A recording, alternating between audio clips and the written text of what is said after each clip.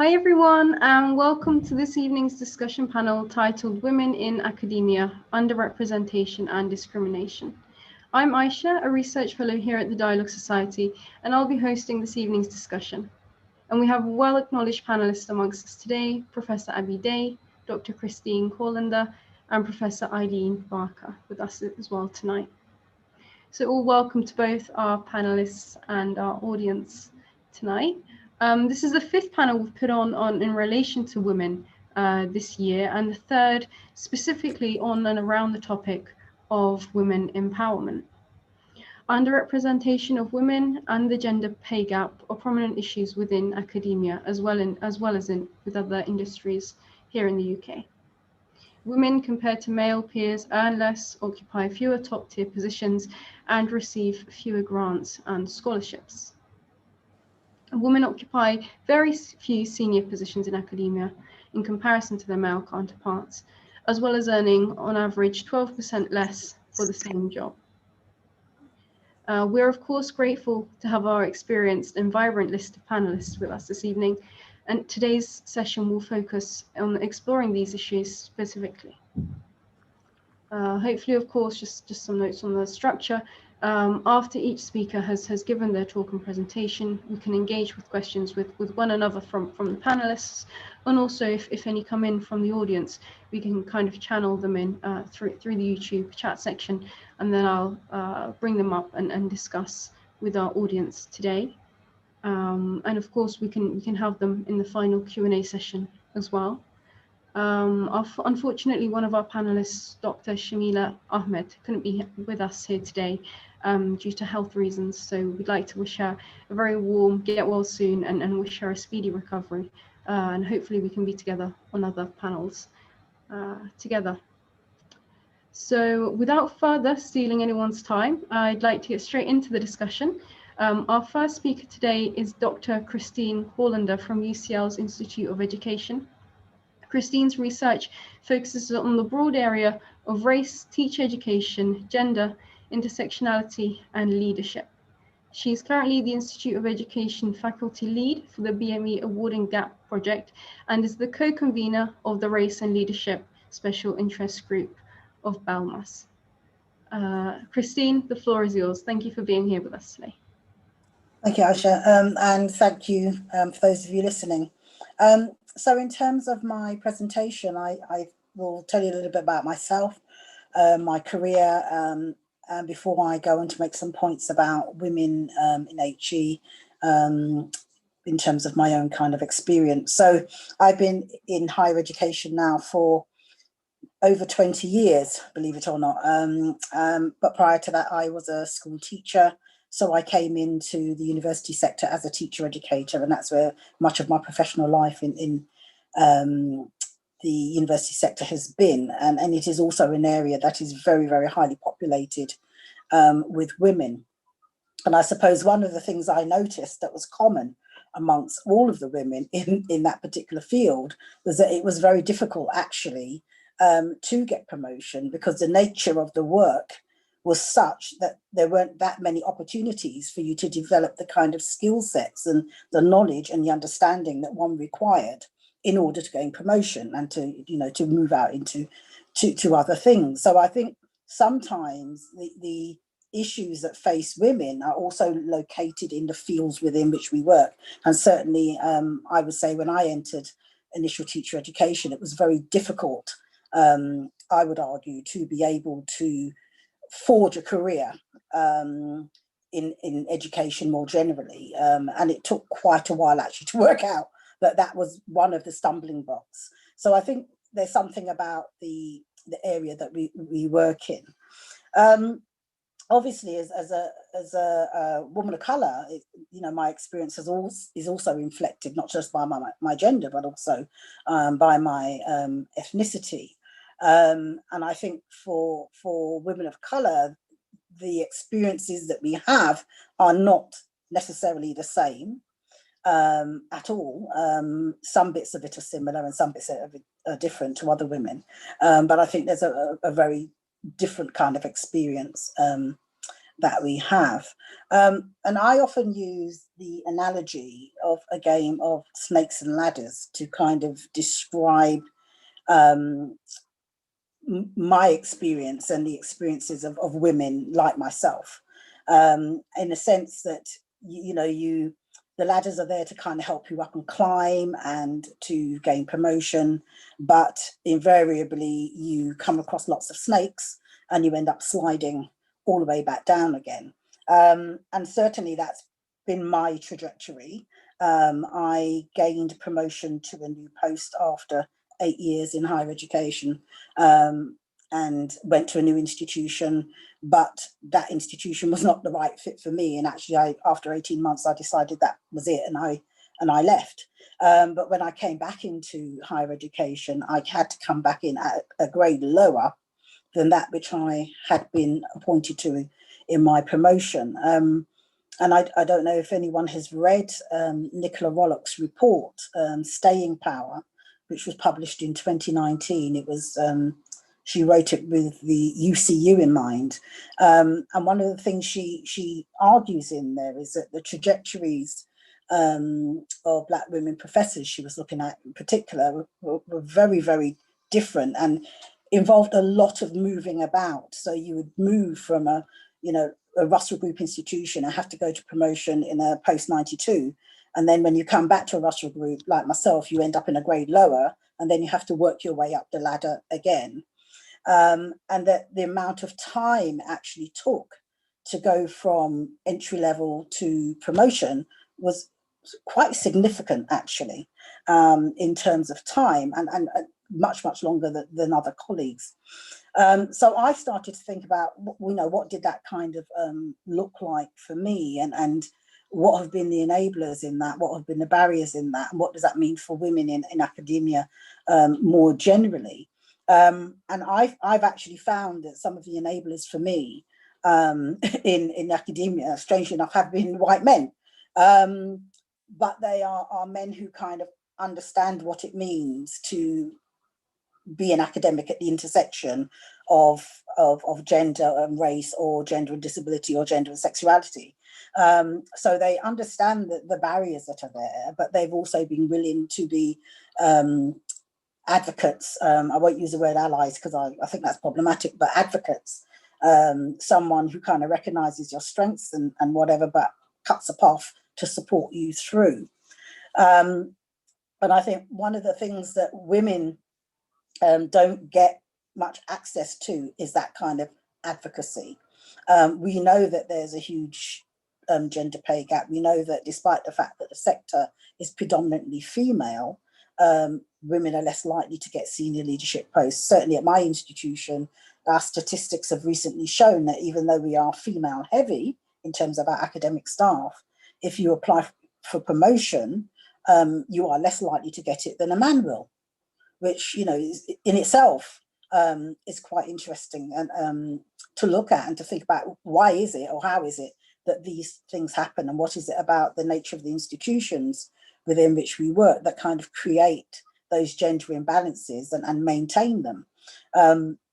So one of the things I've been quite keen at looking at is that whole process and who actually applies. And one of the things I've found out quite anecdotally is that women will not apply for promotion unless they are fairly confident that they meet most, if not all, of the criteria.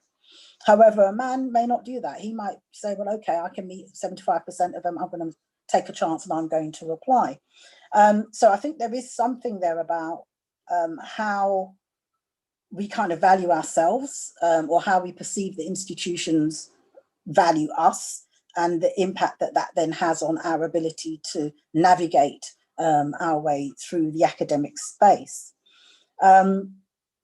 So for me then, I think some of the issues around women in academia are not just about kind of access and about representation, but it's also about the openness and willingness of the organisation to deal honestly with what is actually happening with the experiences of women. Certainly in the UK, we have Athena Swan, which has shown some improvements in women's participation over time. And because that was previously linked to research funding, we can see it had a definite impact. However, that has now been taken away. So it remains to be seen what will happen in terms of women's progression rates over time. I think for women of colour, I think the issues are far more complex and tricky and difficult because there are so few of us. For example, I think in the whole of the UK currently, there are only 35 Black women professors, which when you think about the thousands of professors we have in this country, that number is so small as to be meaningful. And in the work that Nicola Rollick did for her Staying Power report, we see some of those narratives. We see the journeys that those women have had to take and the challenges that they have experienced along the way. And I think that it's important to kind of look at those narratives and understand those challenges to try and kind of identify the key kind of challenges that women of colour in particular might experience in the academic space. Nicola talks in her work about bullying and stereotyping as being, two significant factors when it comes to the experiences of women of colour. And certainly I can talk from my professional life. I have experienced that. Has it affected me? Of course it has. Did it dull my spirit? No, it didn't. Because I'm the kind of person, if you tell me I can't do something, I make sure that I demonstrate that I can. I know not everyone is like me. So I do know that we kind of respond to things differently. One of the other things that Nicola found in her research, and I think is a bit of an elephant in the room when we talk about women and their progression, etc., is the impact of other women. And she certainly talks about the fact that some of the stumbling blocks that the women she spoke to encountered were because or were due to the actions of other women. And whether that's about queen bee syndrome, I'm not sure, but I think it's a kind of elephant in the room that doesn't get spoken about very much when we're having these kinds of conversations. So for me, the notion of being a woman in academia is more than just my gender. It's much more than that. It's me and my totality. And to think about what are those various ways in which women interface with the institution, the challenges they have, and what is it we can learn that will enable all women to make the progress that we know that they are more than capable of making. Okay. Well, wow, Christine, thank you for kind of illustrating the title through your own personal experience, which I think, you said with your personality as well is something that, you don't let obstacles get in your way, which I think is a very kind of powerful motive. But, you said that others don't, or may not act and react differently to things. But thank you. I mean, I just had a question. You mentioned 35 Black professors in the UK. Is that Black female professors or professors? That's Black females, yes. Yeah. Wow. Yeah. I think there are about 100. I did have the number here, 100 and something altogether. There aren't that many in the UK. The numbers are very, very small. Yeah. Well, that's shocking. And upsetting, of course, and you had mentioned the the intersections of gender, of race, and disability as all being impacting factors at different levels of the application process itself. Yeah. So thank you. I've just found a number here. Sorry, it's 35 Black women and 90 Black men in the whole of the UK. Wow. It's scary. And I'm sure if we looked at the number of PhD students, I mean, I'm sure there are people who are well educated and capable of taking, you know, positions and being promoted. But unfortunately, there are obstacles, which is why we're here today to kind of discuss that. So thank you for your contributions. I'm sure we'll have questions coming in, and if the other panelists have questions they want to ask, we can kind of facilitate that at the end of the discussion. But thank you very much for your contributions. Now we're on to the second speaker of the evening, Professor Abi Day from Goldsmiths, University of London.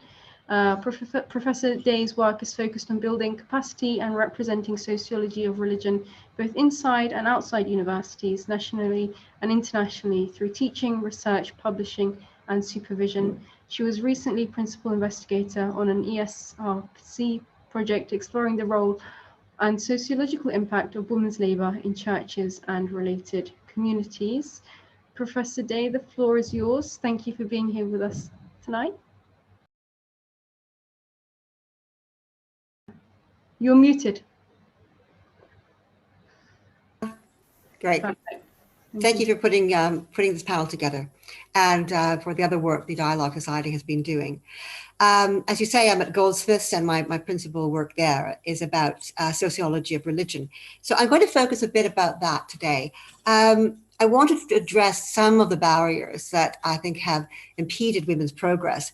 And many of those, as we know, are structural. We know that there are structural barriers that consistently impede members of subaltern groups, whether that's because of gender, sexuality, ethnicity, social class.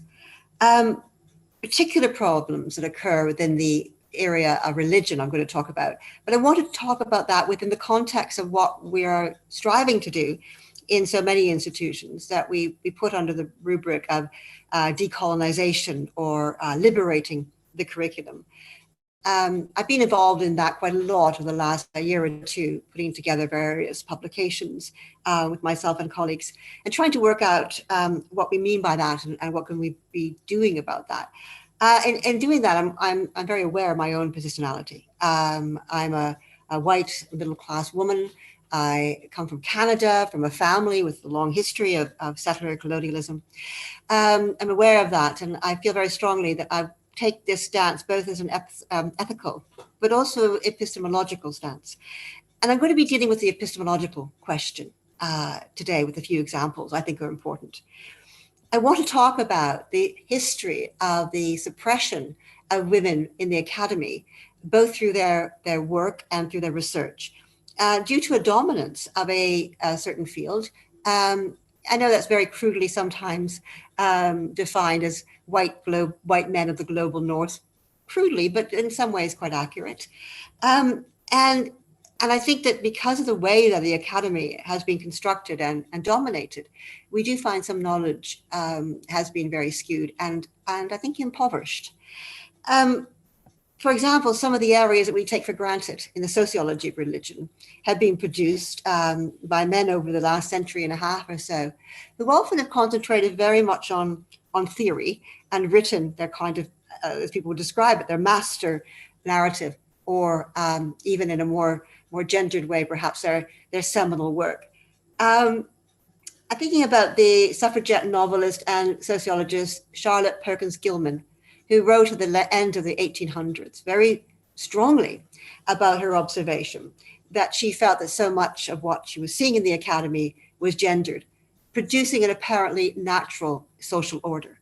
I think that's prescient, and I think that has been largely forgotten, as so many of the work of early women sociologists have been.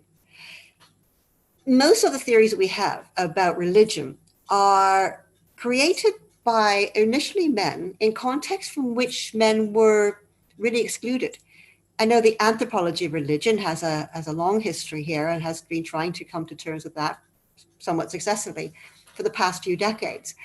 Fiona Bowie, a great anthropologist of religion, pointed this out once when she described what it was like, I suppose, if we try to imagine, back a century and a half ago, when the first anthropologists, under the guise of maybe anthropology, but really being sent out by various colonial powers to gauge the lands that they were going to.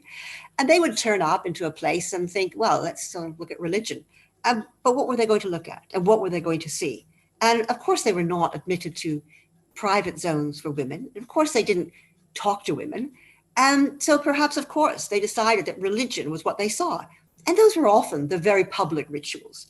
And so our whole body of knowledge about what religion is has been skewed towards this idea of ritual, for example, being so important, with many of the other ways of being religious or spiritual not receiving such focus, because that was all they saw. That was all they could see.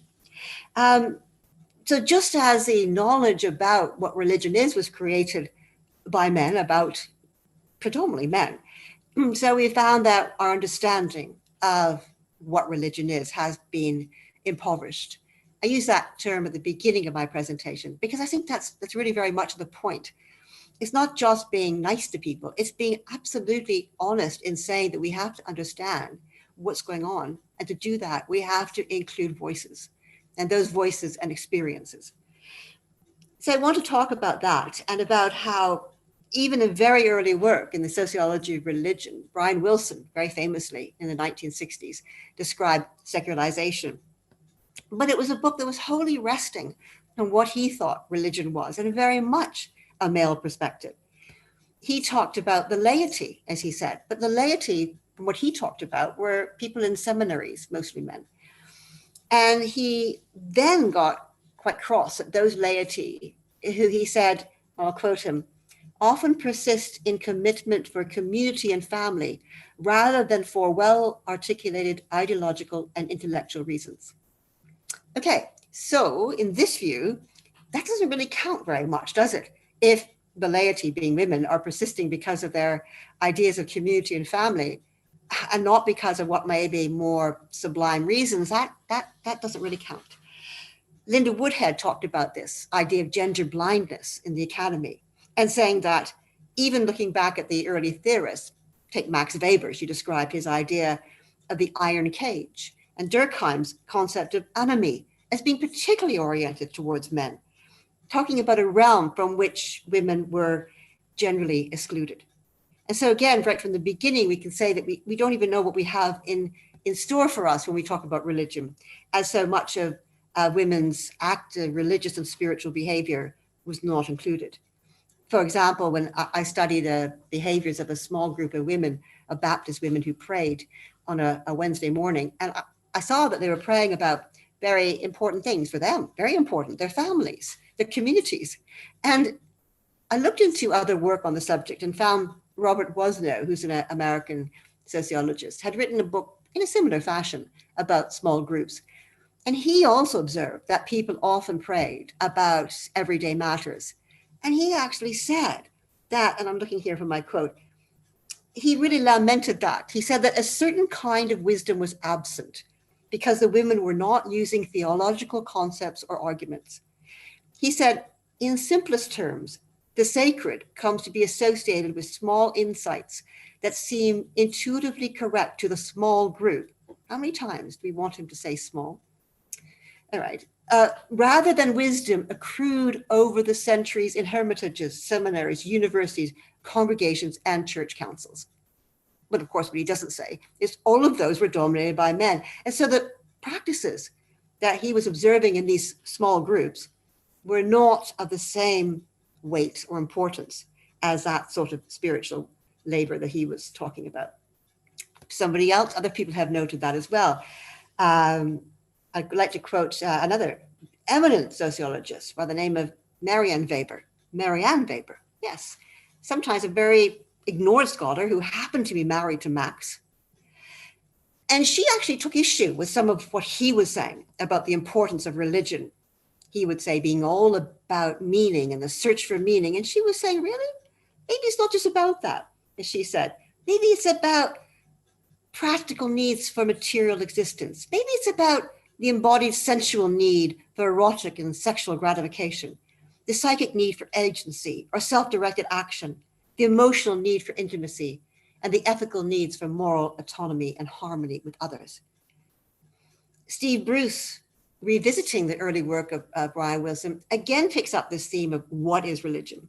And he was describing how he felt it was a problem that so many churches were still concentrating on these ideas that he said, for secular reasons. Secular reasons, he said, such as providing social services. As if for some women, social services doesn't count as spiritual, religious labor. I think those kinds of studies are important to be able to show how voices are suppressed in the academy, not just because of some inbuilt structural discrimination, but because of what is counting as knowledge. I'll just finish with another study, Sabah Mahmoud, who looked at the piety movement in Cairo, and she describes herself as a Pakistani-born American woman. I have to note, described herself, sadly, she passed away a few years ago. She talked about this growing trend for Muslim women to re-engage with Islam, and said for many people, this was appalling. They thought, why would they be doing this? Why can't they be proper feminists? And as she went through what they were doing, she saw that actually what women gained is a sense of a power, a sense of performing a duty, a sense of embedding communities and families as a form of spiritual labor. So why was that discounted? And so in conclusion, I just want to say that I think we have challenges in looking at the sort of knowledge that is being produced and the sort of knowledge that is being respected by other members of the academy, and being sure to foreground voices that may not seem to have a place in the history or the canon, but maybe because they've simply been silenced. I'll be happy to think about some discussion later with all of you. Thank you. Thank you very much, Abby. That's a debate that I'd had with a friend a month or so back, actually. They were just adamant that there just weren't women academics, within the canon to kind of introduce. And apparently it was their lecturer who had said that. So it's lovely to hear the example that you brought up, both from historical perspectives and also kind of touching upon Sabah Mahmoud's example as well in her study of religiosity in Egypt. So I think it's definitely a huge debate, which I think is very topical. And you kind of, I guess, wouldn't expect it to be so. But like you said, with the kind of production of knowledge and how we know what we know and why we teach what we teach as well within the academy, this also reflects on the kind of barriers that women and other groups, other race groups may face as well. So thank you very much for all your contributions. I certainly have some questions, and I'm sure our viewers and other panelists may do as well. So I'm looking forward to a discussion in the Q&A section. But now we're on to our final speaker, last but not least, of course, Professor Eileen Barker, professor from the London School of Economics, who is engaged in research on the preservation of cultural identity in the Armenian diaspora. She's also the founder of Inform, information network focused on religious movements, which I'm sure a lot of you would have heard of. With the support of the Archbishop of Canterbury and financial help from the British Home Office, she's held numerous positions of leadership within the academic study of religion. So Professor Barker, it's an honor to have you here with us today. The microphone's yours. Thank you very much. Can you hear me? Perfect. Praise. Had problems. Yes, I'd like to build a bit on what both of the previous speakers have said, because they have said quite a bit that I would have liked to have said. And I would like to reinforce that. I think the first thing I'd say is that I've been very lucky, unlike Christine. I go back 50 years was when I got my first job. I'm very, very old. And one of my first memories when I was doing examining at the end of the first year, in those days, the University of London had all the colleges who were doing sociology meeting up together. And I was examining sociology paper with somebody from another college. And he was being very patronizing. And he happened to be saying to me, oh, well, something that's quite interesting is that the men get either firsts or good upper seconds, whereas women get lower seconds or the men can fail. They're the two extremes, whereas the women are just sort of very middling, and you can tell which is which. So I said, well, last year, actually, the only two firsts in the whole of the university, there were far fewer firsts in those days than there are now, but there were only two, and they were both women. And he said, oh, well, there are always exceptions, I suppose. The next year, I happened to be studying with him again, and he said exactly the same thing to me. He said, men always are the ones who get the firsts, or very good upper seconds, or they fail, whereas the women are sort of rather dull lower seconds. That gave me a pretty good idea of what I was up against. Then several years later, when I became a professor, I was one of 5 women professors, and there were 100 male professors. Now, this was a time when LSE had decided that they were going to be very gender conscious. And here they had these 5 sweet little women, and they wanted them to feel important. So we had to have a woman on every single committee. Now, there were about, I don't know how many committees, 30 or something. So we 5 women were stuck on all these committees in the name of gender equality. And of course, when we were on the committee, if tea was brought in, guess who was asked to be mum and pour for everyone? We didn't actually have to take the minutes because they got staff who would do that. But we really had to work very hard. We were also given all of the pastoral work to do. I mean, I was Dean of Undergraduate Studies at one point, and in the department where there was a surfeit of men, of course, if there were problems, then my male colleagues would phone up and say, oh, there's a problem here, and this is this young woman. And I think it'd be good if you could spend half an hour or so talking to her, because it's difficult for me to talk to her. And then on top of that, of course, we had to do research and publish. So we were really worked very, very hard just because we were women. And then another thing, it was Christine who said that promotion, not understanding about applying, or women don't apply so much. I think that's very true. But another story that I found, when I became a professor, I didn't realize that the salary scales stop at professor for automatically getting something after a couple of years or what have you, until you get up to a next level. You have to apply for more money if you're a professor, or you did in those days. And it just never entered my head to apply for more money. And after about 10 years, I happened to be having a conversation with a male colleague, and we were reaching retirement or something. Somehow it came up, and he said, how recently did you apply? And I looked utterly blank. And then it was that I learned women are meant to apply for money.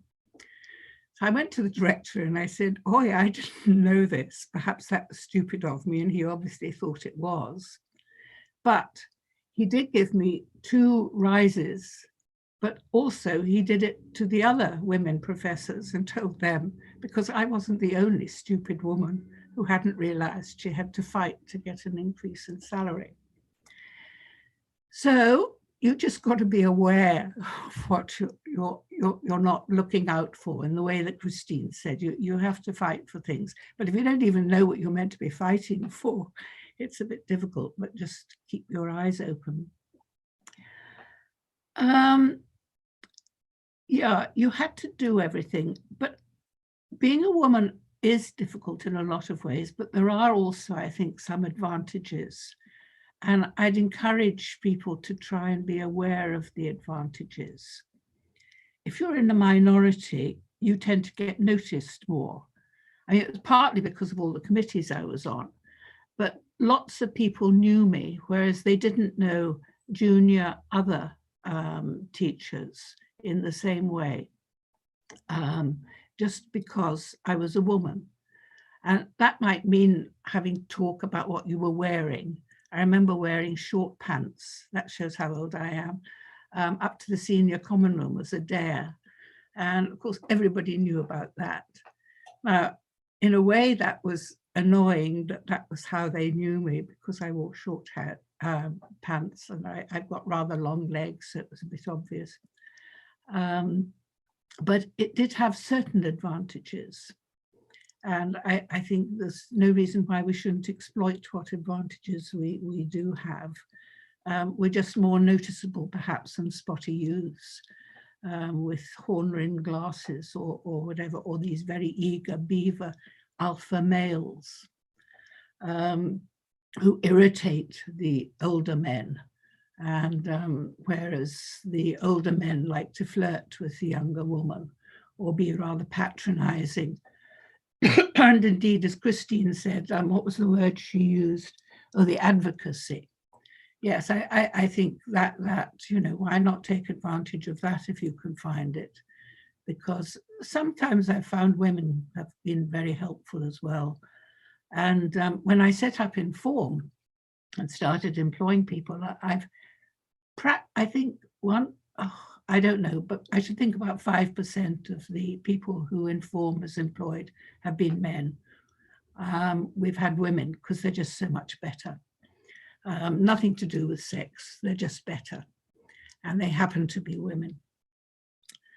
I think also when you're doing research as a woman, I don't know if it was Abby or Christine who said something about empathy, that we can have more empathy. And I think that's true. We've learned, perhaps to our disadvantage, that we should listen rather than talking the whole time. So I think we're better listeners. And certainly in the field of religion, I think this is important when people are talking about something that's very close to their hearts, but isn't just the liturgy or rituals, as Abby was saying. I think being a woman, you can perhaps hear things and look round corners in a way that men don't always do, because they seem to have a more black and white rather than on the one hand, on the other hand. Now, I hate generalizing, but I think this is cultural rather than genetic, perhaps. But I think it is the case. Recently, two good books that I've admired very much by women in the sociology of religion. One of them is by Abby, when she studied some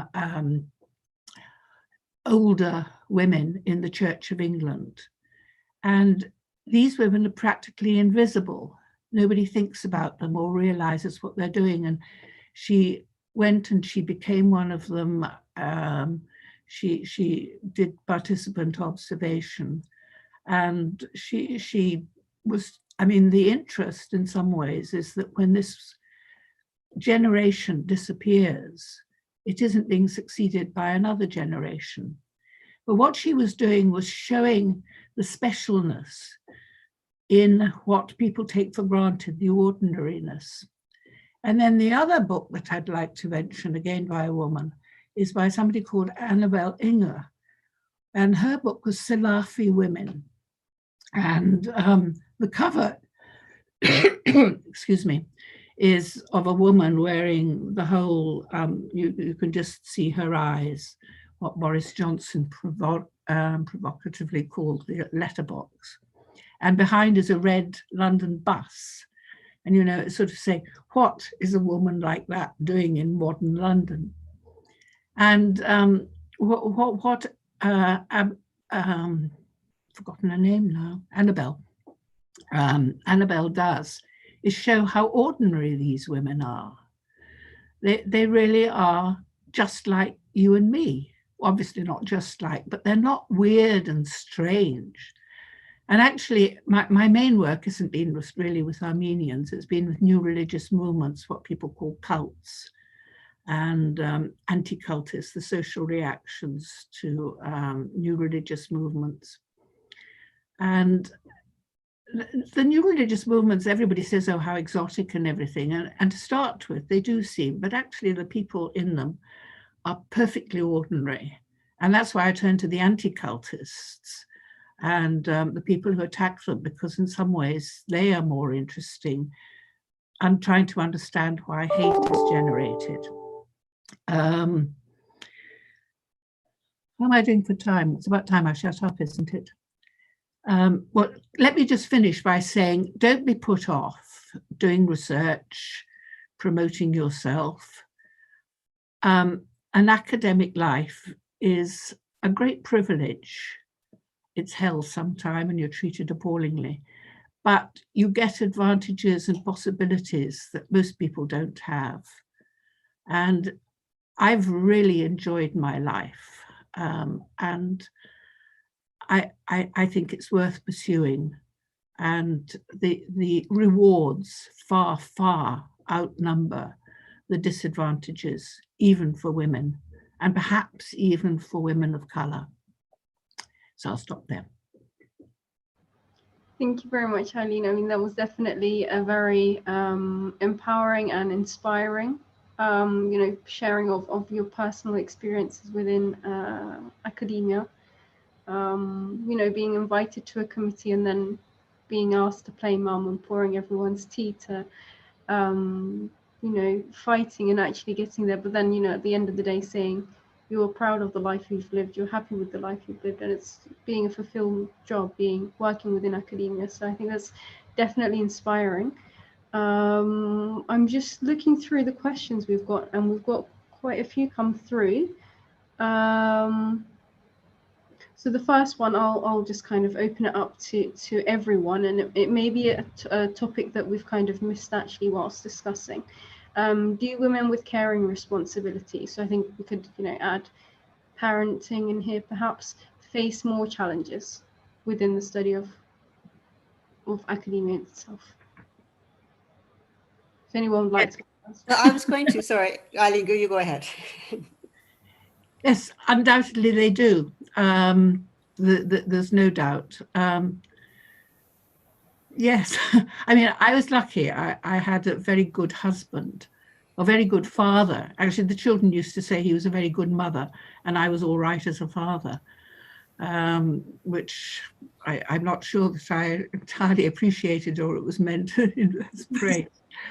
But I was also lucky in that when I was studying, they were the age where they didn't have to be put to bed, but they didn't stay up. I was very strict about them having early nights.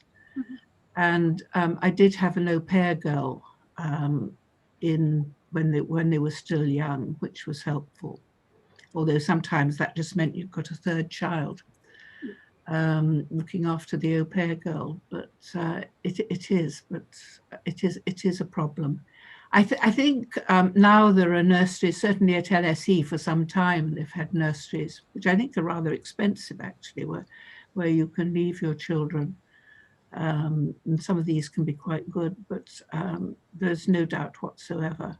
I remember when I was a student, one of my friends had a baby, and she brought this baby in to classes and started breastfeeding. Horror, horror, horror. Apart from one anthropologist who thought that it was lovely.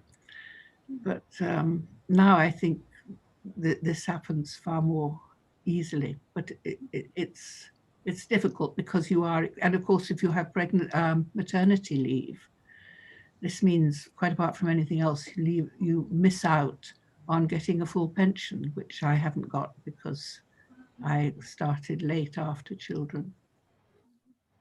I'll let the others speak. Well, can I just follow that for a moment? Because Eileen, the point you were making earlier about being on committees and then having to do the tea and then having to do all the pastoral labor, it did remind me of this propensity to be gendered and even to say sometimes that, oh, aren't women great at multitasking?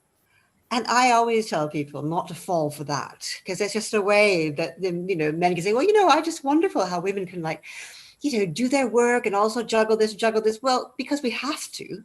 We're not genetically programmed to, and it's about time they did. And I do think there's this expectation that women will just do all that. One of the pieces of research I read some time ago was about why women don't get funded as much as men do. And the big funding agencies looked into it, people like Wellcome and the ESRC and HRC. And they concluded that the difference didn't occur once the applications arrived in their offices. They thought that didn't show much disparity, but it was different when they looked at the gender of those who submitted applications. So women often don't have the time to do an application, which, as we know, takes weeks of really clearing your desk and doing nothing else. And because the sort of labor you're talking about and so many women have been accustomed to, it's just harder to find that time. It really is. So carrying responsibilities, pastoral responsibilities, and all of those actually do impede our progress, I think. I just wanted to add into that often when we talk about women with caring responsibilities, it's often in relation to looking after children. But I think another thing that goes more or less unnoticed is women who have elder care responsibilities as well. And I think that's an area that doesn't get as much attention. And I think there's a significant number of women in academia in that position, and yet it's not kind of recognized as having a caring responsibility. So I think that's another area that sometimes gets forgotten. Yeah, thank you very much, everyone. Christine, we've got a question which is directed at you. Specifically, how was it possible to encourage BAME women to be more in academia? I think maybe, you know, is it just the kind of obstacles that you see? I mean, how can we empower young women to overcome these obstacles? Well, to me, an obstacle is just that. It's something to be navigated around. So I think the first thing is to tell yourself that you deserve to be in that space. And when you get there, you own it.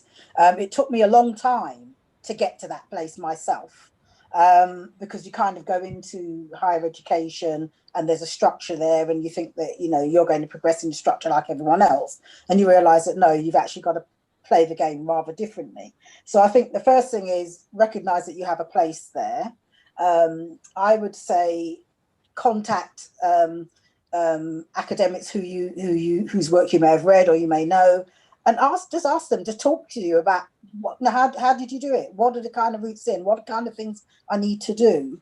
For me, one of the key things is navigational skills.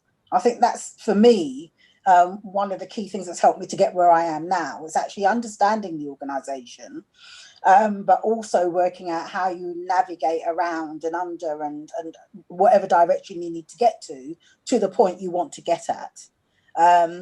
And in doing so, actually, you learn a lot of skills. I think one of the points that was made earlier is about the importance of visibility. I did not realize how important that was when I was very early on in my career at all. But it really is important that you are visible and people know who you are, because that's how, when, you know, opportunities arise, you are kind of thought of within those conversations. So no, I don't run around getting involved in every committee, but I'm very strategic in terms of which committees I get onto, because I make sure I get onto the ones where the people are that I need to know, or who need to know who I am, because I might want to work with them or ask them a question. So I think you have to be quite strategic in your navigation, but certainly go for it. You deserve to be there. Why not? I mean, I know we're coming to the end of this panel, but I'm enjoying it so much. I kind of feel like it should be a podcast for me to just, you know, listen to over again. I'm just looking through the other questions. I mean, we've got a comment that says, Deborah Vietz, a developmental psychologist, describes her trajectory as swimming with sharks. So maybe that's something we can think about in the context. What is the starting point of the discussion that involve women among academia? Very interesting to find out about which level do we take responsibility. So, I mean, could we discuss perhaps the history of women in academia in the UK? I mean, just briefly, if anyone kind of, because I don't think it's that old, but I'm not knowledgeable on that. So if anyone has any kind of information they'd like to bring in there. Or if not, we can leave that as further reading. Well, all I do know is that UCL, I think, was one of the first universities, actually, that kind of promoted women in academia. But beyond that, I wouldn't be in a position to respond to that question. I mean, I graduated, my undergrad was at Queen Mary, and I know there was a women's college there before, so 100 years ago, but when it became mixed and I'm unsure.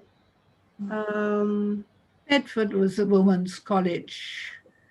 It's now Bedford and Royal Holloway, but it was all women when I started.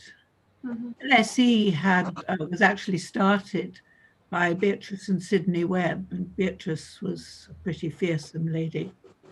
And they have got at LSE, I don't really know the history generally, but a few outstanding women from the earliest times. I mean, it was possible for women to succeed, but that's only 120 years. Going back before that, really very difficult. My family are all medical, and it was very difficult for my aunts and people for them to become doctors. They were sort of among the first doctors, female doctors that there were. Just looking to see if we have any more questions.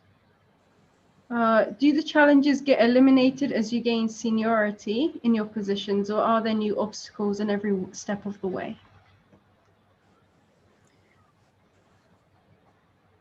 I think rather like I'd say something like this. Sorry, Ash. I'm just going to say, yes, of course, the obstacles increase because I think you get more ambitious and therefore maybe even more daring, and then you go into different areas because you are able to, and so you'll meet new obstacles. I think maybe your self-confidence grows, as Christine was saying earlier. You've got to believe in yourself and go for it, and I think that does get better. But it's not surprising you might find yourself up against another brick wall because you've just branched out a little bit into a slightly, different area. It's the price of, Eileen might say, the price of what we sign up for, in the sense of it's, an academic life. And so you continually push yourself into new areas. Yeah, I don't care so much now, but I am very old. I've been retired for, I don't know, 100 years or something, but it doesn't worry me so much now when I get attacked. And I still do get attacked quite strongly, but I don't get devastated. Like I don't believe it so much. Perhaps that's a self-confidence Abby was talking. I think, oh, that's stupid. I'm just a little conscious of the time. Okay, I'm just going to ask the last question we've got up here, and then hopefully we can all kind of, if anyone has any questions for the other panelists, we can bring that in and kind of sum up together. So Abby kind of touched upon this, but at what stage of the career in academia are the most challenges felt? And maybe just to add on to that, do you have any kind of words of wisdom for anyone who may be in that most challenging position in their academic career? Well, a bit like Eileen, I started later. I switched careers when I was about 40. And so I guess I had different challenges in trying to break in. And I knew I had to break in quite quickly. So I had to be a bit strategic about what I did to find myself in there. So I don't know from my experience, because I had I was going to say unconventional, but Christine was saying earlier, maybe women academics are unconventional in the sense our paths are not as straightforward as male colleagues. And so we do find ourselves kind of, doing a little bit here and then having a trajectory somewhere else. So I think Eileen says, when people attack her, she sort of ignores it. And I'm sure that's true in one sense and probably not, because it still hurts. People say mean things, or, you get something turned down. It's impossible not to take things personally. And I wouldn't try to get over that, because this is a vocation and we love it, right? And when we love something, it's personal. So, if it hurts a bit, okay, you maybe get more used to it and you roll with the punches a little more as you experience. But I wouldn't say give up because you feel, brutalized by a review or something that has hurt you. And just remember you're hurt because, it's important. I think what I'll add to that is that one of the things I have done is I go to the places where I am valued. It doesn't take very long to realize where you're not being valued. So I locate myself in places where I am valued, because that really is a strong motivator for me, because if I know my contribution is valued, I'm going to want to do more and I'm going to want to do better. I know what it's like to be in a place where I'm not valued. I just wanted an escape route. I just wanted to get out, which I did. So I think that's important as well. Trying to find the right place for you. Does anyone have any questions for one another, maybe on the presentations? I mean, we all touched upon one another's points and kind of extended them, but I just want to make a point really about women supporting women, and for me, I work on the motto of lifting as I climb. Mm-hmm. So I make it my business to mentor, to support colleagues who are not in the same position that I'm in, but who want to have that trajectory. I see it as my job to kind of make transparent some of those processes that aren't very, very clear or explicit. So I think for me, part of my work is not just, I'm here in the institution and look at me. It's about how can I help those who come behind me to be a success or better success and to get to where I am now sooner than I did. Mm-hmm. Thank you very much. I just say again, enjoy it. And I think what you learn, I mean, Abby's right, you can get hurt even when you are 100, but it doesn't last for so long. And you've learnt that it won't matter tomorrow. And you can sort of, you can have more hope in a way. It's not, at least I'm not so fragile as I was. I was very, very fragile. Like Abby, I had another job. I didn't graduate till I was 30, my first degree. And it's fun. Always look on the bright side, as they say, on the cross.